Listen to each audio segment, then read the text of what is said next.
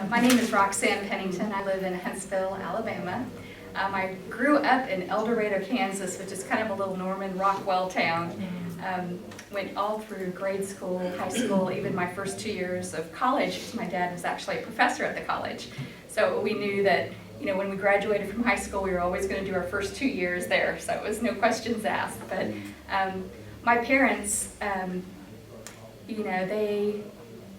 it was definitely a loving marriage. I had four, there were four of us. And so we were just kind of this middle class family. And, they would sit down on Saturday mornings trying to figure out which bills they were going to pay. And, so money was a little tight, but it was just a lot of love. And there a little bit of dysfunction. The way they talked to us, it was a lot of manipulation and guilt trips and things like that. But the good part is they really, in the 60s, just trained, my sister and I, and then I had two brothers, that they just, whatever you want to do, you can do, and they just expected A's.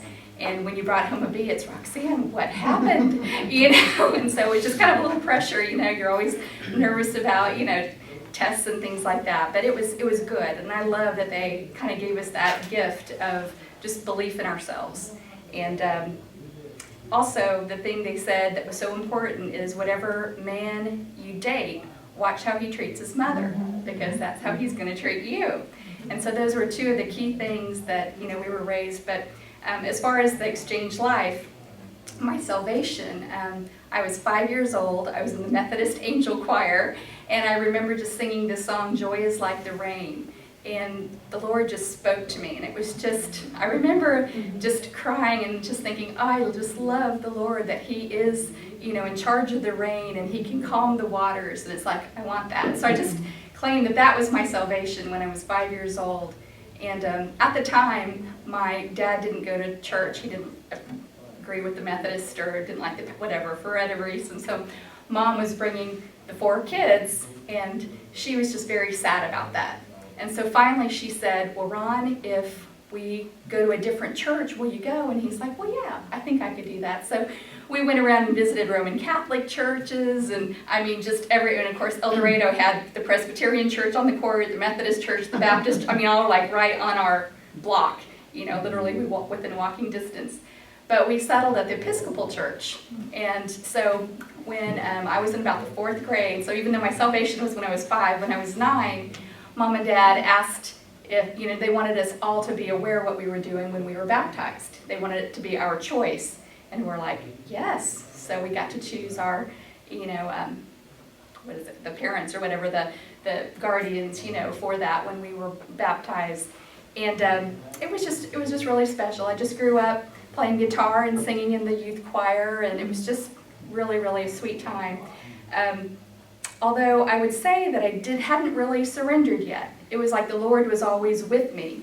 And I would say it was kind of like one of those blessings, okay, I'm going to do this. Lord, please bless it. It was just never a conscious, asking Him or following His guideline. And church was more of a Sunday event. It was like you went Sunday morning and, you prayed at Sunday noon. We didn't pray any other day of the week for, before meals or anything else. And so through high school and college, and just kind of embarrassed some of the behavior. And I was glad that when you could put that in your past and get a new past, because I think of it now and I'm still in awe and wonder how I got home some nights, and praise God I didn't kill anybody because I had no business behind the wheel. But anyway, I love that the Lord just kind of took that away. Got married at 22. I had dated David in college. We met at the small little Butler County Community College. I was on the drill team, and we were getting ready for performance, and David was standing at the top of the stairs. It was in the gymnasium, and I kind of had my eye on him. He exercised. He worked out and lifted weights during drill team practice, so I was like, who is that man? And he happened to be waiting for his granddad to come pick him up, and we started a conversation, and it's almost like I recognized his voice. I loved his voice, and we just talked very easily, and the way he talked about his mom, he just lit up when he talked about her. I was like, okay, this is potential. And we went on a date that very next night, but when we were making the arrangements, I went down, and the other 11 girls were there, and I said, sorry I'm late, guys, but I'm in love. And they're like, again? In unison. Thank you guys, really. I appreciate that. But it was just fun. And our first date that next night, when he kissed me goodnight, I saw stars. And I had kissed a lot of boys and had never seen stars before, so I felt like the Lord was kind of saying, okay, this is the one. A week later is Valentine's. He sent me a dozen red roses, and I was like, okay. You know, I never told him that he was the one. That probably would have scared him to death. But every, sign, it was just like, okay. So Mom and Dad said you never know somebody until you summer and winter with them. So we had, a year engagement. And so after 2 years, we were married. And we're still married today, happily married, my best friend. Best thing ever happened to me, definitely. I finished just those 2 years, but David went on and got his computer science degree. But during that time, we decided we wanted to go ahead and get married. And he was the first person in his family to go to college. And his mother, I think specifically, was like, oh no, you need to wait till after he's graduated. They were afraid that he wouldn't finish if he got married. And we weren't pregnant, so it's not like we had to get married, we just wanted to get married. And so we did, and anyway, David did finish college. It was important to me that he get his 4-year degree, and it crushed my parents that I wasn't finishing my 4-year degree because I was supposed to be a teacher like they were. And they're like, you're so good with kids, you need to do this. And it was like, no, I want to travel, I want adventure. And that was one of the things, the first day, that conversation that David and I had. He had grown up in Italy. He was an army brat and had lived in a lot of different places. And he is an adventurer. I mean, at 5 years old, he's taken his little, trip to Elba on one of those ferries, just very independent and, anyway, just fun stories. But, so I went into the travel. I went to TWA's travel school and did a home correspondence, and then went out for a month training, doing the computers, and just loved it. I thought I was going to be on Love Boat. I was going to do the cruise director. That was my goal. Love Boat was a big, popular show at that time, and that just sounded fun to me.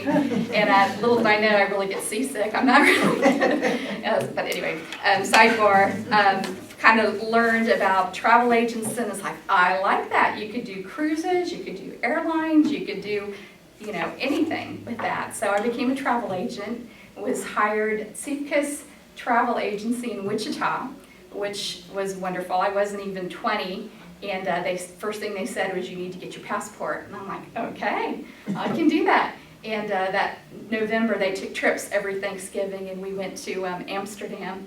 Actually, I'm sorry, Madrid, Spain. It was the very first one before I was even 21.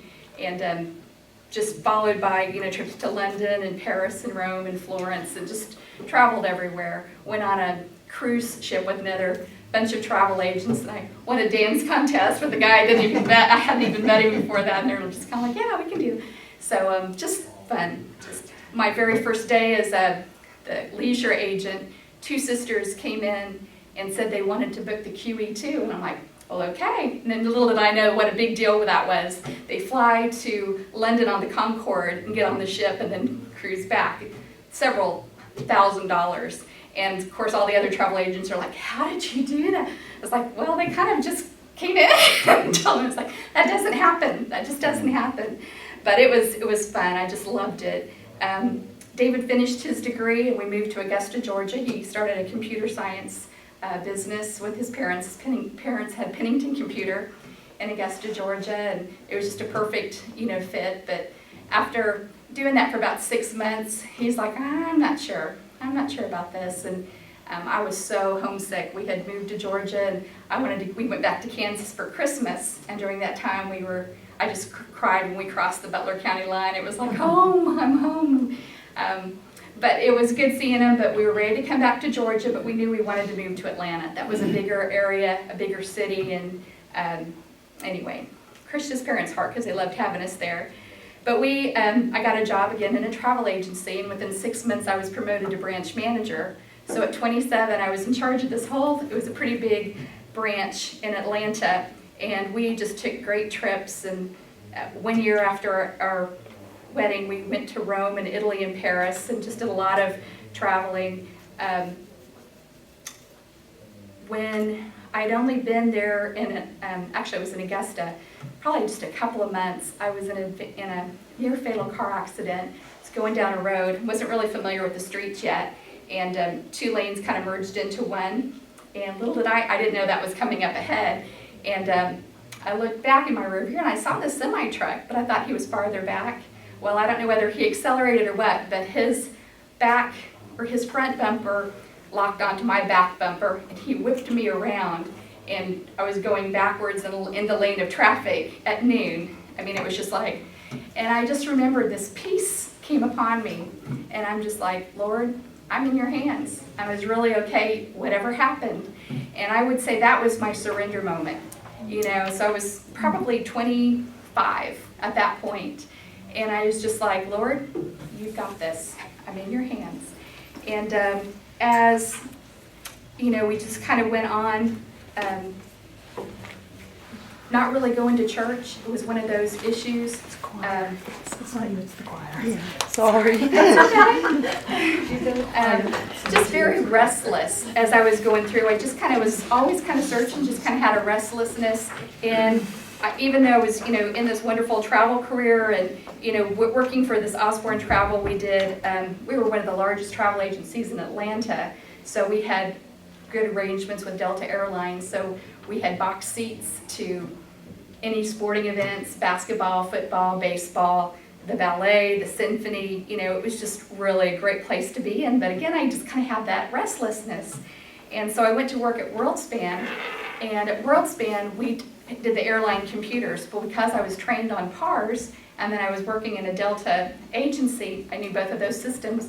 So I was immediately hired as an instructor. I mean, the day I turned in my resume, they called me. And it's like, that never happens, but that happened. And because I was making pretty good money, I mean, I was very young, and I had a receipt. I told them that I made $100,000, and they're like, in the travel business, but as a branch manager, we got a commission based on, so it was kind of a base of 35, but then we got the rest of it. So I had to show them a stub because they couldn't believe that I made that much money. Of course, I didn't make that much money when I went, but that was okay because money became less and less important. But as a travel agent and then supervising, I was promoted to the supervisor of trainers. And there was over 100 candidates that had applied for that job. And so just kind of a competitive nature and just always kind of pushing, and was real proud of that. But I got bored. After a couple of years, it was just like, okay, that restlessness kind of stirred up again. And I thought, you know what, I love it when they talk about the retirement plans and when you can invest in that. Every year they would come and talk about your 401ks. I was like, that would be a fun job. And so I became a stockbroker. And because I hadn't finished my bachelor's degree, it was something that I always kind of had to overcome. And Mom and Dad, in the back of my mind, they always said, well, when you need to finish, when you finally get to where you want to do, then go ahead and finish that. So I went ahead and finished and got a bachelor's in finance. And as I finished the program, the school, it was Kennesaw, Georgia, they had started an MBA, an executive MBA program, and you had to qualify to be in it because they wanted to make sure that they had people that completed it. And so they were only taking 4 from each of the universities in Georgia. So I was one of the 4. So anyway, just very competitive, and so I finished my MBA. And during that time, my husband and I were just avid scuba divers. And so we were just like, oh, how awesome to retire and have your scuba diving business. And so for my MBA project, I did an entrepreneurship class, and I did it as managing a travel agency. And David's like, or the instructor had seen all of these, business plans. He's like, you have to do this. You have the background as a travel agent. Now you have, the MBA and the business background. And David was making good money, so we were financially in a position to do that. So I started my own business at 40, divetravel.com. And we led groups all over the United States. Well, not actually, it was all international. We only didn't start diving in the United States until we found in Florida. But anyway, so we took groups to the cenotes in Mexico and the Great Barrier Reef in Australia, and just Bonaire and Grand Cayman and humpback whales and whale sharks and just Turks and Caicos, just wonderful, wonderful trips. But again, I just still had kind of that, I loved having my own business. I love being, at home, and it's like, okay, now I'm at the office, because you just cross over the threshold to the second bedroom that had the office in it. But I don't know, we weren't going to church, and I was just feeling just an emptiness, Church was just kind of a source of conflict.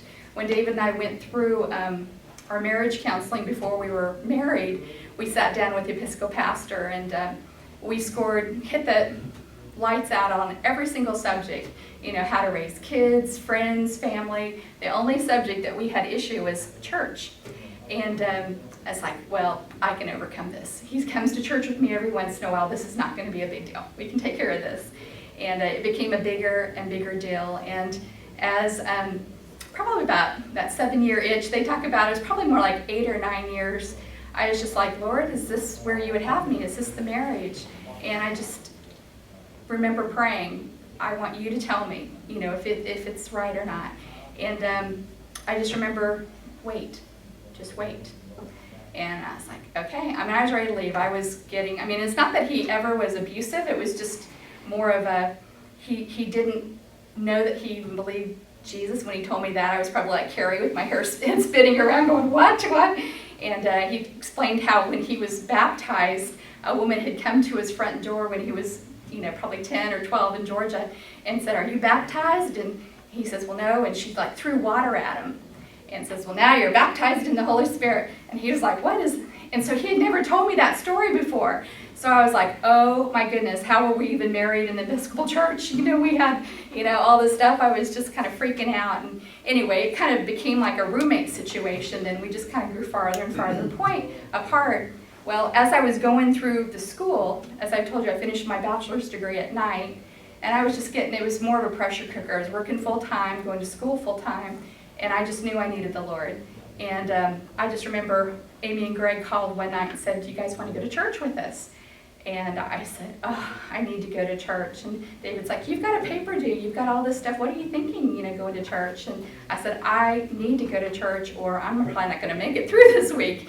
And I was just, it's unusual for me to cry and to be, worked up. And he's like, well, I thought maybe we would go. And I was like, we would go? And he's like, yeah. So I called him back and said, we're going to go to church. And so David went with us. It was a Sunday night service. And that night they preached on Jesus, the advocate. And the pastor talked about how Perry Mason is the best lawyer. If you were in a pickle, you wanted him by your side. And here Jesus was, your lawyer that was standing by your side. And he's the Son of God. So who better to represent and say, yes, he's a sinner, but he's mine. And I was like, I just claim that. She's a sinner, but she's mine. All the past that I'd had that I was kind of embarrassed about and going through, just to know that Jesus is my advocate. And that night they served communion. And when they said, anyone who believes in Christ, if you're a Christian, you can come to the altar and have communion. And I stood up and I started walking out of the pew, and I looked over my shoulder, and David was standing up and walking with me. And immediately, again, I'm not a crier usually, but water works, because I just knew that the Lord had heard the power of the praying wife for 16 years, that, I'd either gone to church by myself or, just prayed for him to come with me. Because all along I was just thinking of how Mom didn't want to go to church by herself. And whenever I saw women sitting there by themselves, it's like, my husband's going to be beside me. That's never going to be me. So that was just so important to me. And so when he accepted the Lord, and then when his salvation was Easter 2000, that following year, he was 37 years old. We'd been married for 16 years, and he was saved. And it's like, Lord, anything else in this life is just gravy. You just answered the prayer of my heart. And it's just amazing, still is. I won't say that, I painted a picture that it's been a life of adventure, and it has been fun. It's not what I thought it was going to be. When I graduated from high school, in the back of my yearbook, I wrote, I'll have 5 children and, all these things. And the Lord just did not bless us in that way, and it's one of those things. It was probably hard earlier because we went through in vitro and just went through a lot of things. And I just had so many health issues and problems because of the in vitro. Ended up having to have a hysterectomy when I was very young. And it's been one of those things. But we've been blessed with 12 nieces and nephews, and I've been very involved with my best friend. She says that I half raised her kids too, and so we've had the blessing of that, and just being a prayer warrior. Great churches that we've been involved in. But the Exchange Life, until I did that, probably, I guess it was 1.5 years ago, I never got the identification portion. So it was definitely salvation, probably at 5, surrender at 25, and then not till, we did that. So at 51, I got the identification portion. And it just was, to me, the most important thing, and that's what I don't think enough churches, focus on. That we died with Christ, and that we rose with Christ, and that our history, is gone. I just love that. And as exciting as it's been, it just feels like I'm finally getting started on understanding that it's not about stuff and things and accumulation. In fact, when we moved from Georgia to West Palm Beach, we lived in Georgia for 22 years, and we had the house, and we had all the stuff, all the toys and everything, and we moved in to get a condo. We were renting, and it was on the ocean. It was wonderful. I loved it. Still miss it every day. But it was just kind of a mind shift that our citizenship is in heaven. It's not about here and having stuff here. It's about traveling light and simplifying, and just, it's the relationships. That's what's the most important thing. And so when this identification element came in, it's just about being open and obedient and praising the Lord and just giving praise and being, submissive to leaders and to, and just kind of having your heart right. That is the most important thing. And of course, just praying for our leaders, praying that they will have a changed heart and that, are turn and make decisions that are Christian-based, just like our founding fathers. And just trusting that the Lord's got this. He's on the throne. He knows who's in control. He can change hearts. He can take things that's evil when means for, Satan means for evil. He can turn it for his good. And that just gives me a peace. And the other component was just before I was, I was in like a couple of different Bible studies. I was in the choir. I volunteered to, lead the women's ministry for events in our church. And I just felt like I was going. I just felt like I had to do stuff. And so when I took Anita's class, and it was just like the rest. Jesus did it all. I can just rest in that. It's not about me performing and me doing all this. It's just about being obedient to what he says. You do this, then you do it. And then you just have such a different outlook on it. It's fun. It's freeing, So that's what it's meant to me. So thank you, John. Thank you for your ministry and for the Exchange Life, and it's made a huge difference for me. Praise God. Thanks, Rachel. Thank you.